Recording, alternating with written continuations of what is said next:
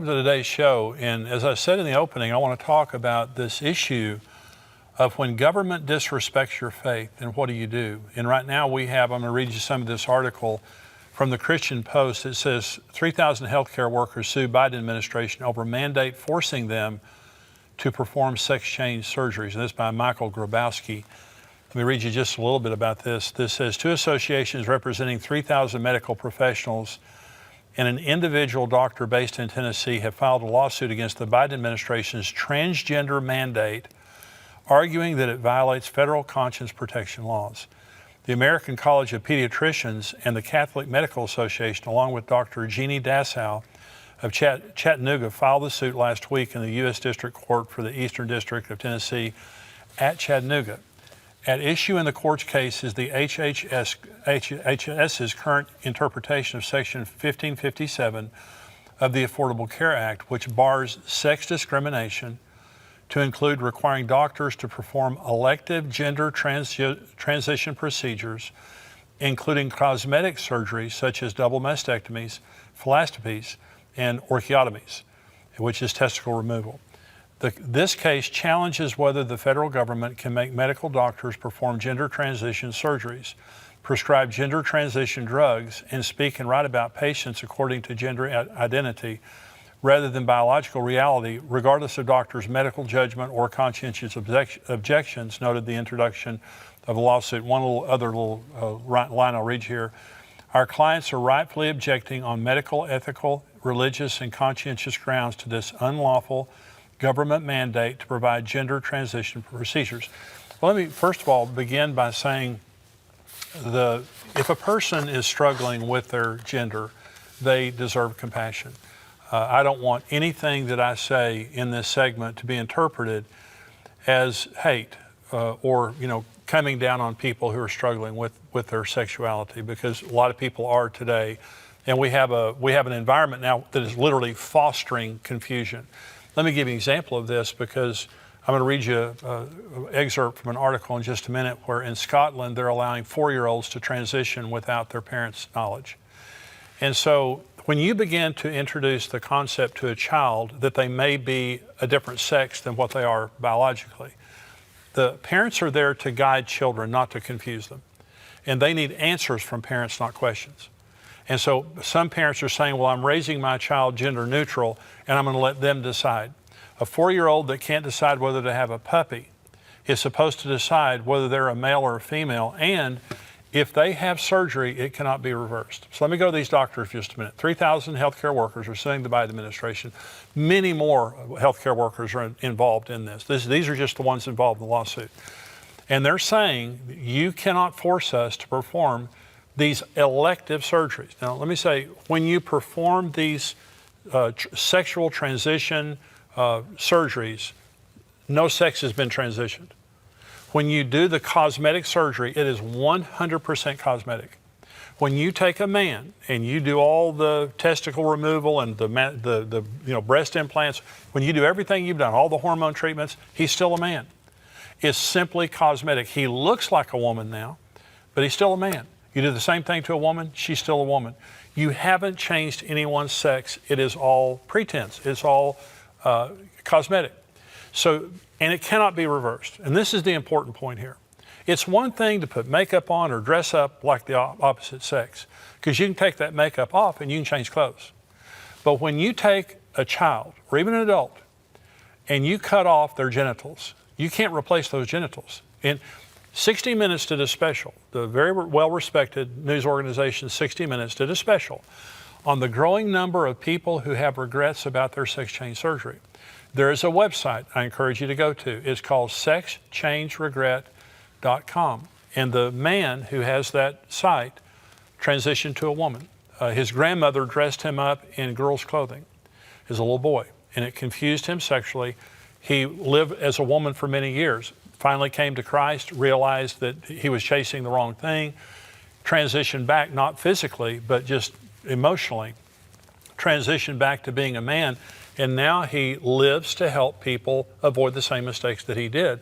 And on his website are the testimonies of the many, many people who had sex change surgeries and lived to regret it. 41%, this statistic is on his website, 41% of people who have sex change surgeries attempt suicide afterwards. That doesn't sound like happy customers to me. And some people say, well, the reason they attempt suicide is because they're bullied. No, the reason that they attempt suicide is because they woke up thinking that they would be different down there, and they're dead down there. The sex change surgery didn't change their sex, it destroyed their sex. So if I'm a medical professional, which I'm not, but if I were a medical professional as a Christian, and you put a child or an adult in my care and told me that I had to do something to them that would destroy their sexuality and that was irreversible, I could not do it in conscience before God, because the Hippocratic Oath says, do no harm. Sex change surgeries do harm to people that cannot be reversed. And later on, and I'm thinking especially the little kids, it's one thing if an adult wants to do something, which is still wrong and bad, and no one should be forced to perform those surgeries. But for a child, a 4, 5-year-old, 6-year-old child, I'm just saying, as a junior high kid, I would have said I was a girl to get in the girls' locker room. I'm just telling you right now, I wasn't a girl, but I would have said it. I promise I would have said it every day to get in the girls' locker room. All this stuff is so open to interpretation, is so open to abuse. And so this is something that has to be stopped. And now the government is saying you must do something against your conscience. Okay, you don't do it. I'm just saying you just don't do it. And I applaud all the people standing up over this. I pray the Supreme Court, because it'll go to the Supreme Court, I pray that they will stand up for this, for our religious freedoms and the freedom of speech and all the freedoms that are involved in this. But this has never been done before in the United States of America. Now, Obama tried it with abortion, but President Trump repealed the mandate he tried to get doctors to perform abortions. President Trump repealed it, but now Biden's after it again. And so this is a big thing in the news. This is another article. Critics say Illinois' new sex ed guidelines promote abortion and sexualize students. This is from the Christian Post. Ryan Foley. Conservatives are criticizing the new sex education curriculum approved by Illinois Governor J.B. Pritzker, alleging that it will expose children to sexually charged content with an ideological agenda. Pritzker, a Democrat, signed Senate Bill 818 into law on August 20th. The legislation in part calls for the implementation of comprehensive personal health and safety and comprehensive sexual health education curriculum that aligns with the national sex education standards. In a statement, Pritzker praised the bill for modernizing our sex education standards. He predicted that the new curriculum will help keep our children safe and ensure important lessons like content and internet safety are taught in the classrooms. State Representative Tony McCombie, a Republican, blasted the bill as not age appropriate, according to NPR. The goal of sex education is to help young people grow into healthier sexual relationships and healthier adults, McCombie was quoted as saying. This bill is not age appropriate, it is sexually charged. NPR Illinois reports that a handful of Democrats have voiced concern that the new standards include material that is too explicit for elementary and middle school students. I'm skipping down here. The National Sex Education Standards call for students in kindergarten through second grade to define gender, gender identity, and gender role stereotypes, and discuss the range of ways people express their gender and how gender role stereotypes may limit behavior. This is kindergarten through second grade, focused on gender. The curriculum, which is endorsed by LGBT advocacy group GLSEN and the Human Rights Campaign, as well as abortion organizers like Planned Parenthood, also informs young students about different kinds of families, including those with cohabiting and same-gender parents. Students in 3rd through 5th grades will learn about masturbation, as well as the role hormones play in the physical, social, cognitive, and emotional changes during adolescence, and the potential role of hormone blockers on young people who identify as transgender. That's 3rd through 5th grade. Additionally, students will be expected to distinguish between sex assigned at birth and gender identity and explain how they may or may not differ. Define and explain differences between cisgender, transgender, gender non-binary, and gender expansive and gender identity. The curriculum teaches students in this age group that gender expression and gender identity exist along a spectrum. So that's what they want to teach young children in Illinois. And so it says that it's sexualizing them and teaching them about abortion. I'm just thinking about myself in this situation, and I'm thinking, I honestly was 11 or 12 years old before the concept of sex was ever introduced to me. I never thought about it, especially, kindergarten, first and second grade and things like that. Girls were ugly and who cared? And so I was, almost a teenager before any of those things came to my mind. But imagine you're going to school and you're kindergarten, first grade, second grade, third grade, fourth grade, and they're teaching you these things that just have absolutely nothing to do with the way you're living your life, except to confuse you and except to indoctrinate you. And I'll say this to all the parents out there, because I know that a lot of parents are up in arms right now and they're going to school board meetings, and good for you. A lot of good educators, a lot of good teachers, a lot of good school districts. But the ones that are trying to indoctrinate your children, you need to stand up to them and force them to change or take your child out of those schools. I would never in a million years allow my children to go to a school to be indoctrinated and to be brainwashed like that. They are there to educate, math, writing, reading, all those kinds of science, all those kinds of things. They are not there to take the place of the parent. And many of the school districts that are the most liberal, they think parents are stupid, and they think they have to get that child away from you so that they can teach your child, because you don't have the ability to teach your child. I'm saying you know more about your child than they will ever know. Now, this is Scotland to let pupils age 4 change gender without their parents' consent. Now, this is true. The Scottish government has announced that children as young as 4 will be able to change their gender at school without their parents' consent under guidance introduced in the country. It was disclosed that any pupil who decides they want to switch gender must be supported and listened to in school following the Scottish government's advice. The guideline applies in primary schools where the youngest children are only age 4 or 5, because recognition and development of gender identity can occur at any age. That's what they're saying. It also tells teachers not to question a child who says they want to transition to live as a boy or a girl, and instead ask for their new name and pronouns. Primary and secondary schools have also been told to put books featuring transgender people on a curriculum, allows pupils to choose which changing room or toilets to use, and consider introducing a gender-neutral uniform. The guidance was branded shocking and led to concerns that children are being allowed to make life-changing decisions at too young an age.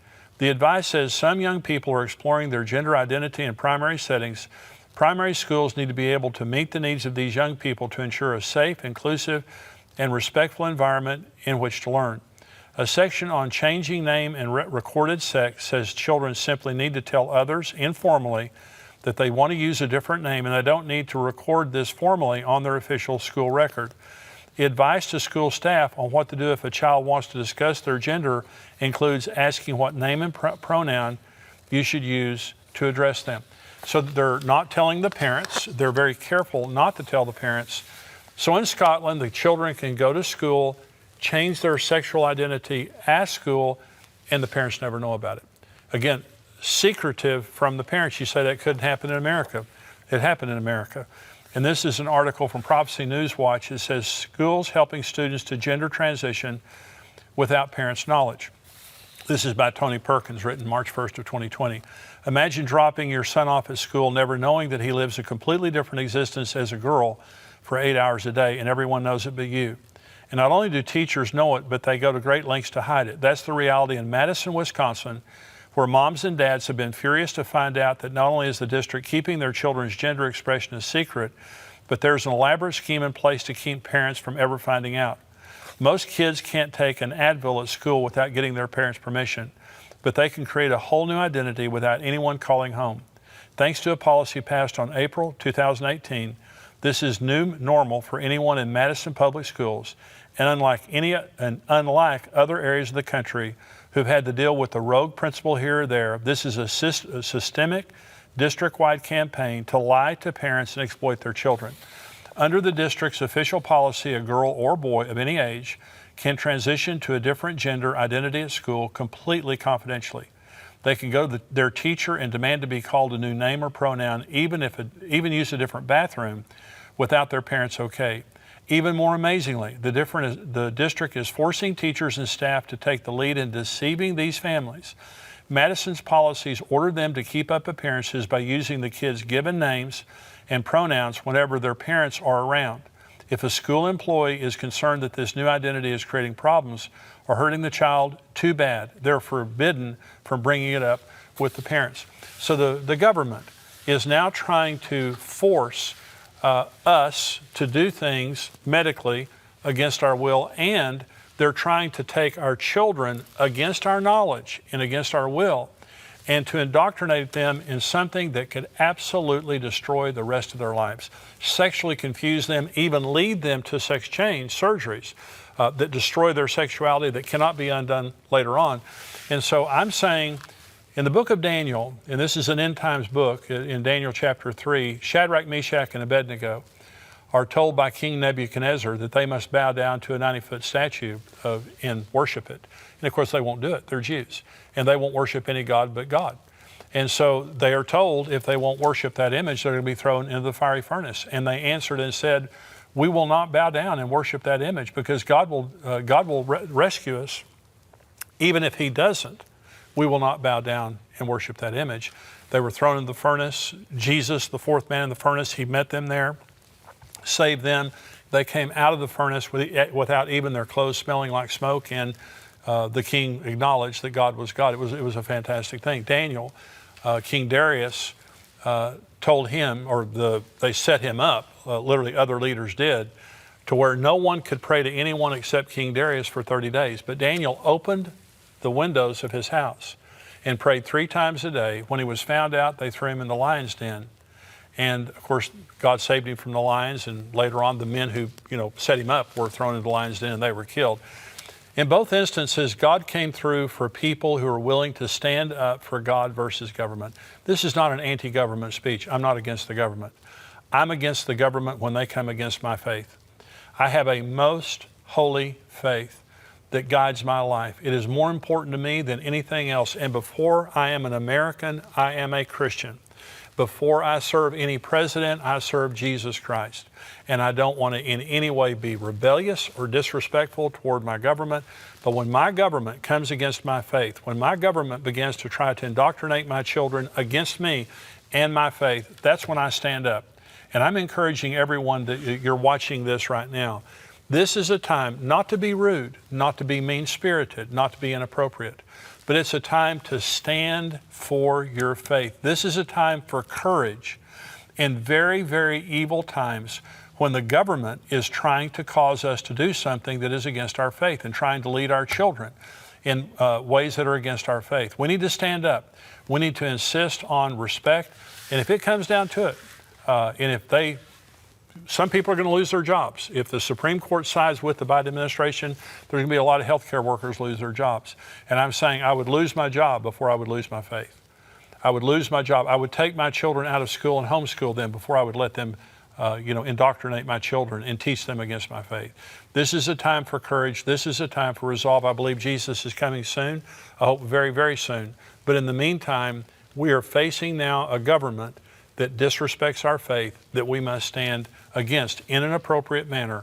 We must stand against. And I'm about to interview Dr. Mark Hitchcock on his book, ISIS, Iran, and Israel. And let me just show you a preview of this clip. So do you think that today Israel qualifies as a land of unwalled villages living in peace, or do you think that maybe it doesn't qualify yet for that? Well, yeah, a lot of my friends that are, Bible teachers, prophecy scholars think they are. They say you go to Israel today, they're prosperous, they're living securely, they're at rest.